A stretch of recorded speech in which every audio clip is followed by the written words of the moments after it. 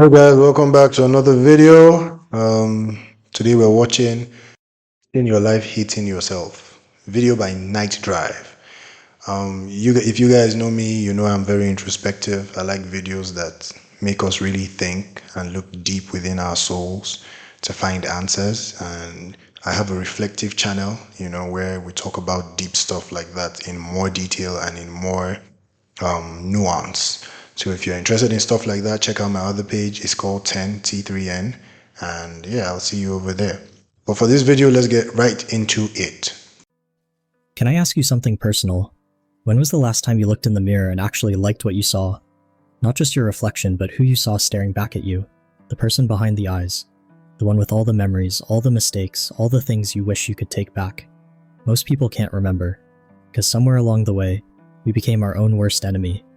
We appointed ourselves as judge, jury, and executioner of our own lives. And here's what's wild. We're harsher on ourselves than we'd ever be on a stranger. You know that voice in your head? The one that keeps a running list of everything you've ever done wrong? That voice has been stealing years from you. Actual years. Time you could have spent creating, loving, growing, living. Instead, you've been in prison. A prison where you're both the inmate and the warden. But what if I told you that the key to that prison has been in your hand this whole time? Let's talk about what self-hatred actually looks like, because it's not always obvious. It's not always dramatic self-loathing. Sometimes it's subtle. It's the way you dismiss compliments but hold on to criticism for years. It's how you can forgive everyone else but yourself. It's the way you replay that embarrassing moment from 2019 like it happened yesterday. It's working twice as hard to prove you're worthy of love you already. Yeah, facts. We hold ourselves to such high standards. It's ridiculous. We're only human at the end of the day, but we treat ourselves like gods because of the standards that we hold ourselves up to, as if we are not human beings who make mistakes, as if we do not have times where we're not exactly our best, as if we don't have memories. We should not have memories that make us cringe at the thought. Everybody has that. Everybody lives through moments they don't necessarily wish to live again. You are not the exception. You are not the outlier. Yours is not even as bad as some people's, you know? And I understand the brain just plays it back over and over, but you should learn to laugh it off. Whenever it sparks back into your mind, just like, man, instead of punishing yourself again over something that's already been done and something that you can never change ever again. It's done and it's done. deserve. It's saying sorry for existing, for having needs, for taking up space. It's the exhausting performance of trying to be perfect, so maybe, just maybe, you'll finally be enough. And here's the thing that makes this even more heartbreaking. Most of us don't even realize we're doing it. We think this is just normal.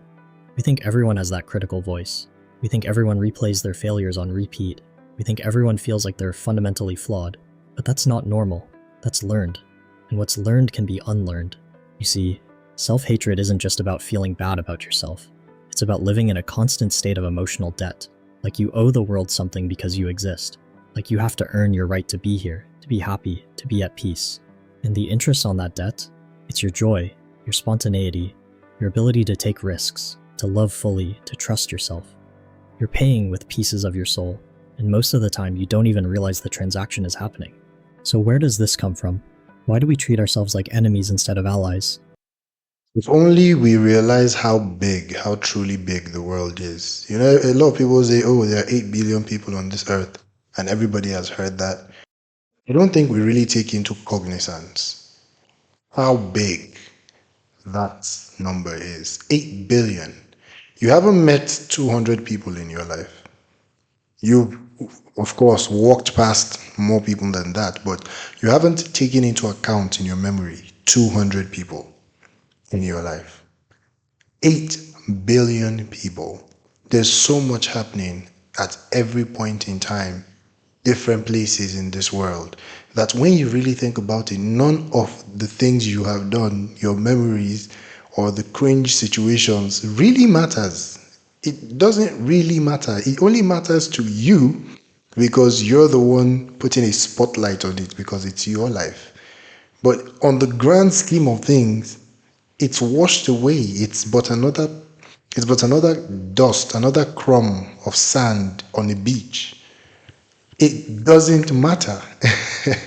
And if you only realize that, and I know is you can't just sometimes we just end up, in that sort of mood, but if you can only remind yourself when you're in periods of, shame or doubt or fear or you regret, remind yourself that every day is an opportunity for you to get better, to do it better, to become a better person. What's done is done. It can never be undone. But what's left to come, only you can choose how that plays out. So make your choice. Usually starts early. Maybe you were a kid who made a mistake and instead of learning, I did something wrong, you learned, I am something wrong.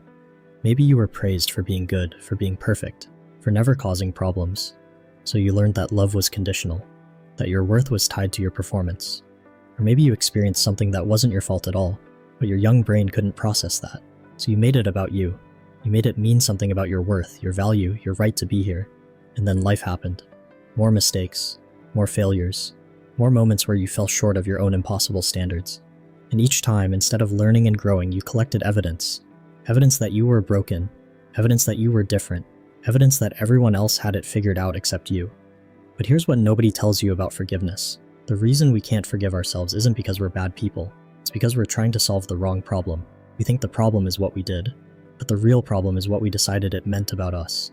You didn't just make a mistake. You decided you were a mistake. You didn't just fail at something.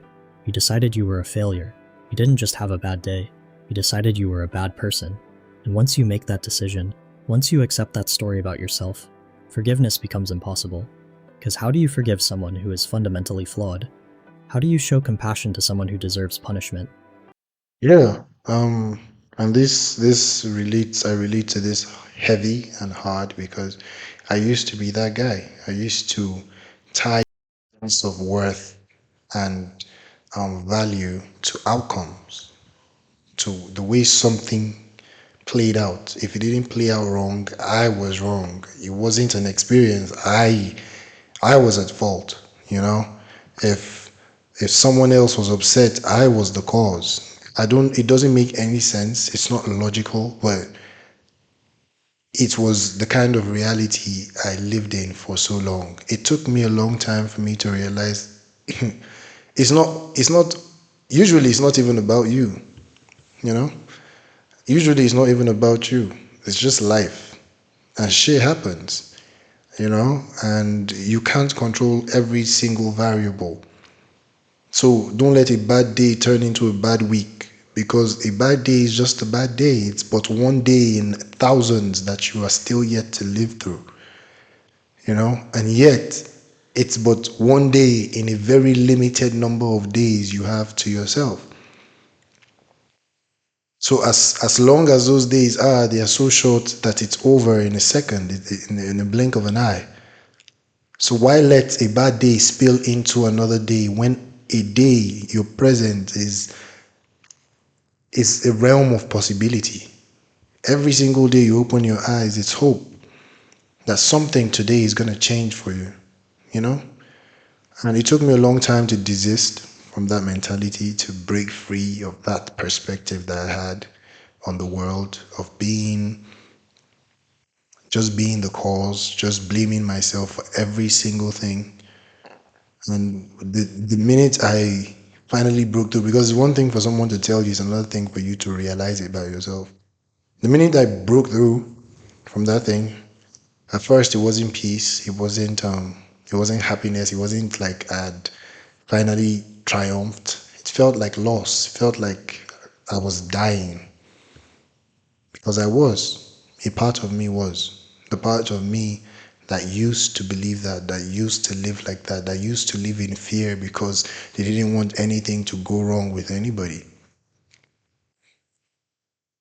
And that day I went to bed and I slept so good, like very deep sleep, so much that when I woke up, I felt it in my body that was an amazing sleep. And after that day, every day, I just continue to get better, continue to remove myself from outcomes. And funny enough, that made me a chiller, more comfortable guy.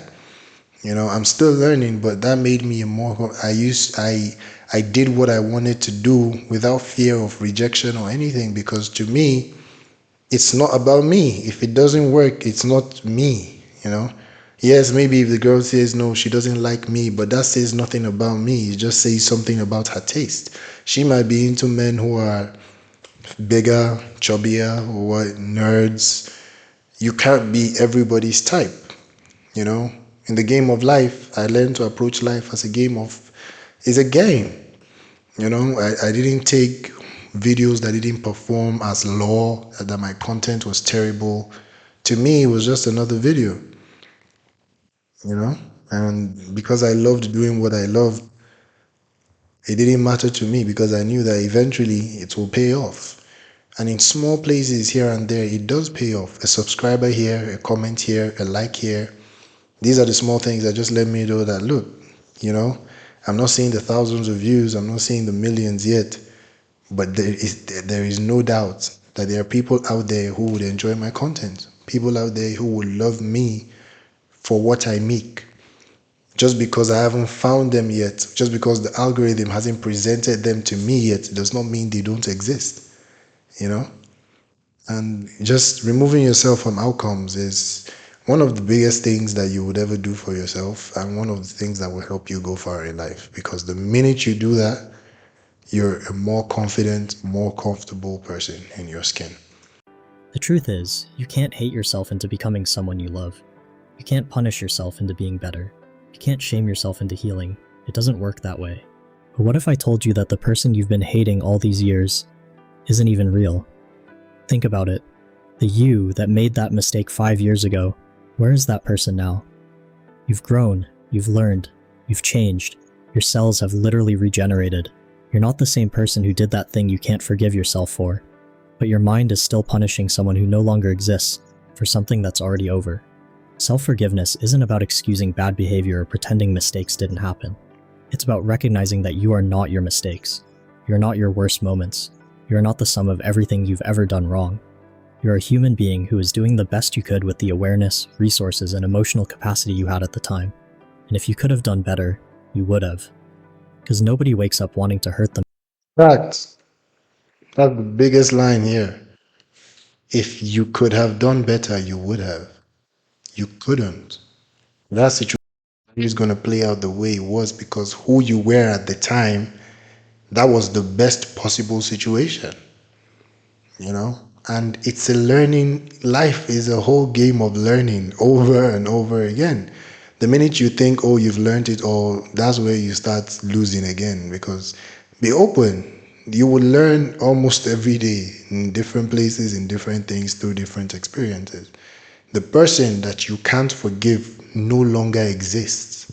Because if you were put in that same situation again, you would handle it better. You would do it way better. Because that person is dead, that person is gone, but that person would have never left if that experience didn't happen. The experience is what molded you into the better person you are today. So do not hate the experience. It was there for you. It was made, it was handcrafted by God for you. And it doesn't mean because it's for you, it's going to be good, and at least from your perspective, it's good in the grand scheme of things. But from your perspective, it could hurt, and it probably will, because we only grow through pain, not through comfort. That's why you work out. Workouts hurt, but aren't you a better person after the workout? That's life. The pain you receive is simply there for you, not because life hates you, not because of anything. It's just an opportunity to grow, an opportunity to become better, stronger, like that. Themselves or others. Nobody chooses to fail on purpose. Here's what changed everything for me. I realized that hating myself wasn't keeping me accountable. It was keeping me stuck. It wasn't making me a better person. It was making me a smaller one. Because when you hate yourself, you play small. You don't take risks because you can't handle more evidence of your inadequacy. You don't go after what you want because you don't believe you deserve it. You don't speak up because you don't trust your own voice. Self-hatred disguises itself as humility, as accountability, as growth. But it's actually the opposite. It's ego. It's the belief that you're so special, so different, that you alone don't deserve compassion, that you alone should be held to impossible standards. So how do you actually forgive yourself? How do you stop this cycle that's been running for years, maybe decades? First, you have to get honest about what forgiveness actually means. It's not forgetting. It's not pretending something didn't happen. It's not giving yourself a free pass to repeat the same mistakes. Forgiveness is the decision to stop punishing yourself for being human. It's the choice to extend to yourself the same grace you'd give to someone you love. It's recognizing that you are worthy of compassion, not because you're perfect, but because you're alive. And it starts with the simple truth. You're allowed to be human. You're allowed to make mistakes. You are allowed to not have it all figured out. You're allowed to be learning, growing, evolving. The second step is to separate your actions from your identity. You're not what you did. You're not what happened to you. You're not your thoughts, your feelings, or your circumstances. You're the awareness that experiences all of these things. When you can make that distinction, everything changes, because now you're not trying to forgive a fundamentally flawed person. You're simply acknowledging that a fundamentally worthy person made some mistakes. Third, you have to grieve. This might sound weird, but bear with me. When you've been carrying shame and self-hatred for years, it becomes familiar. It becomes part of your identity, and letting go of it feels like losing a part of yourself. You have to grieve the time you lost, the opportunities you missed, the relationships you sabotaged, the dreams you abandoned because you didn't think you deserved them. You have to feel the weight of what this self-hatred has cost you. But here's the beautiful thing about grief. It's not just Facts. That's what I was trying to tell you. You see, I told you earlier. That just shows I know what I'm talking about. It doesn't feel like joy. Yes, I'm here. No, it feels like somebody died because somebody did. Memories, experiences. You know, when my eyes open, really open to who I've been this entire time and all the experiences I missed out on because I didn't believe I was worthy of them, so I couldn't see them. All the girls that hit on me, I just thought they were being nice. Not because I couldn't see the signals, but because I didn't believe that I was worthy to receive those signals. So it's like my brain just pushed them to the side. It's like that doesn't matter, you know? And in that period when these things come back to me and how I realized that look, I was an idiot, you know? Why didn't I see these signs? Why didn't I this, that, and the other? It's a moment to grieve. It would feel like anger at yourself, but not from a place of self-hatred anymore. Just, why didn't I see this? Why didn't I realize what was going on? But the truth is, now you do. The sad thing is those scenarios will never play out again. Those events will never happen. You can't go back and redo them. And that's what hurts. Because now you know better, you're trying to redo. No. They won't work anymore. And trying to reinsert yourself inside that situation is just awkward and weird. And it's not going to work. Because they were built for the person you were then, not now. Now, look at the future with excitement. Because now you know better. Now you can make smarter decisions. Now you can understand what's really going on. Now you're in control of your life. So be excited about what's to come. Forgive what you have done. Forgive what is gone. That's the way forward. just about loss. It's about love. You can only grieve what mattered to you, and recognizing what the self-hatred has cost you is actually recognizing what you value, what you want, who you're meant to be.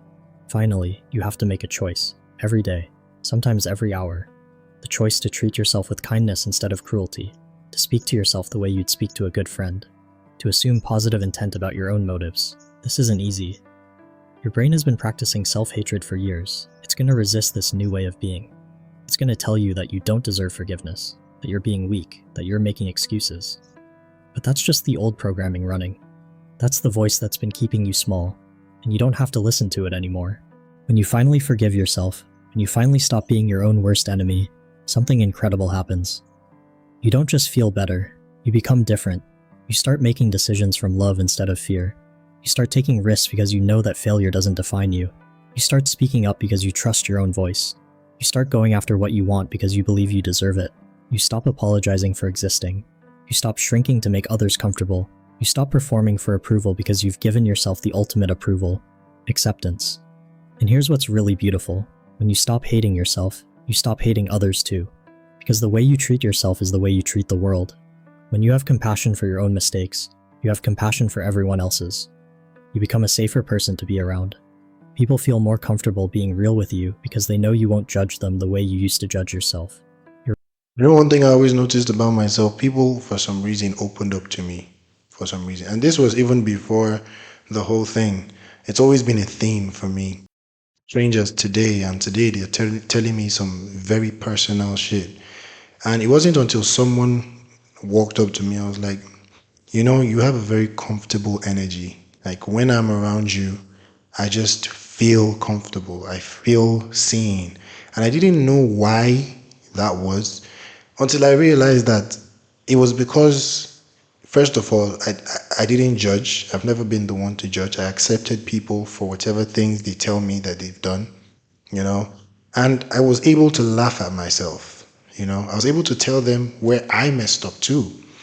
You know, someone saying something and I tell them like, do you know what I did? And I tell them a very embarrassing story and I'm able to laugh about it and they laugh too. And that gives them permission because unconsciously we feel like everybody else is doing better and we are the ones making mistakes. That's what it's like subconsciously. So when I did that unconsciously, by the way, I wasn't doing that with the intention of making them comfortable. I was just doing that to, you know, let them know my own experience. It was a conversation. And through that, through the conversations we had, they just became so comfortable telling me things they wouldn't say otherwise, simply because they understand or they know or they now trust that I understand them. Because through my own life experiences, they believe that they have found a comrade in understanding. And so, people will feel more comfortable around you. People will be more at ease around you when you're just able to be yourself, you know, without fear, without thinking of people judging you, just being yourself. And funny enough, that's the hardest thing to do. Relationships deepen, your creativity flows, your energy returns, because you're no longer wasting it on self-prosecution. You're no longer spending your mental energy on regret and shame. You're free to actually live. And the most amazing part? You realize that the person you've been all along, the one underneath all the self-hatred and shame, is actually pretty wonderful. Flawed, sure. Human, absolutely. But wonderful. You realize that you've been mourning someone who has never actually lost. You've been rejecting someone who is always worthy of love. You've been punishing someone who is always deserving of forgiveness. But let me be honest with you about something. This journey isn't going to be a straight line. There are going to be days when that old voice comes back. Days when you slip into old patterns. Days when you catch yourself being cruel to yourself again. And when that happens, not if, when, you're going to want to use it as evidence that you're not capable of change. That you're destined to hate yourself forever. That this whole self-forgiveness thing was just wishful thinking. But here's what I need you to understand. Those moments aren't failures. They're opportunities. Opportunities to practice forgiveness in real time. To catch yourself mid-spiral and choose differently. Because the goal isn't to never have another self-critical thought. The goal is to notice when you're having one and respond with compassion instead of more criticism. It's to recognize the voice for what it is, an old Awareness is the key. That's the key. Just be aware of your thought processes, aware of your subconscious conversations, your subconscious dialogues, your monologues. Just be aware of it all. That's the key. Because the minute you're aware, you don't believe it, you don't trust it if you don't want to, you don't give weight to whatever that thought is, because it's just a thought. It's a cloud. It's a passing cloud. A passing cloud, if one cloud goes past the sun, it doesn't mean stormy weather is approaching. It's just one cloud. But you see, when you invest in that cloud, then it multiplies. Then it fills the sky with gray clouds, and suddenly rain and lightning are falling down.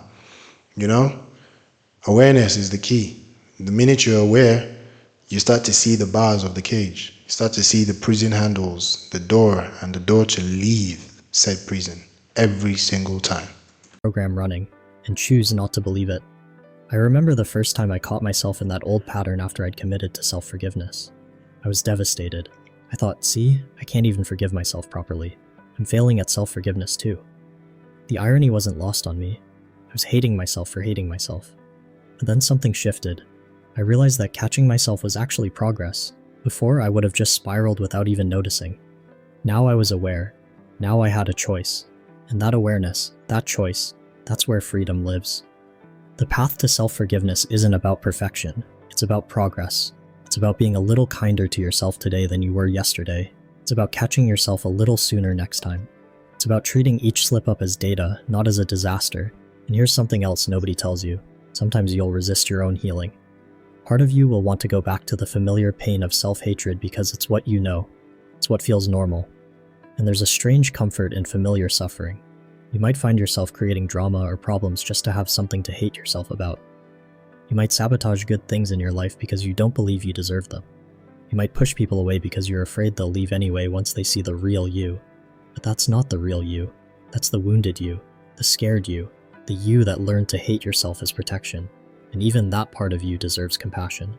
When you feel that resistance, when you feel yourself pulling back from self-love, don't fight it. Don't add more judgment to the pile. Just notice it, acknowledge it, and gently, kindly choose again. Because every time you choose self-compassion over self-criticism, you're rewiring your brain. You're creating new neural pathways. You're literally changing the architecture of your mind from one that defaults to self-hatred to one that defaults to self-love. It takes time. It takes practice. It takes patience with yourself as you learn a completely new way of being. But every small choice matters. Every moment of kindness toward yourself is a victory. So here's my question for you. What would change in your life if you stopped being your own worst enemy and started being your own best friend? What would you do if you knew you were worthy of love, exactly as you are? What would you create if you knew that failure was just feedback, not a verdict on your worth? What would you say if you trusted your own voice? You don't have to wait for permission. You don't have to earn it. You don't have to prove anything. You can choose forgiveness right now, right here, in this moment. Not because you're perfect, but because you're human. Not because you deserve punishment, but because you deserve peace. Not because you figured it all out, but because you're brave enough to try. The years you've spent hating yourself, those are over. They're done. You can't get them back, but you can choose what happens next. You can choose to stop wasting time on self-hatred and start investing in self-love. You can choose to be free. If this resonates with you, if something in your heart recognized the truth in these words, I want you to comment free below. Just that one word. Not for me, but for you. As a declaration, as a commitment, as the first step in a different kind of life. Because you are free. You've always been free. You just forgot. But now you remember, and that changes everything. Hey man, this was an amazing video, and I hope you guys, you were able to see value in this video as well as thoughts on the video. If you like more content like this, once again, check out my reflective channel, T3N10. My face is on it, you can't miss it. But yeah, thank you so much for watching. Thank you for tuning in. Like, share, subscribe, drop a comment if you will, and I'll see you in the next one. Thank you. Peace.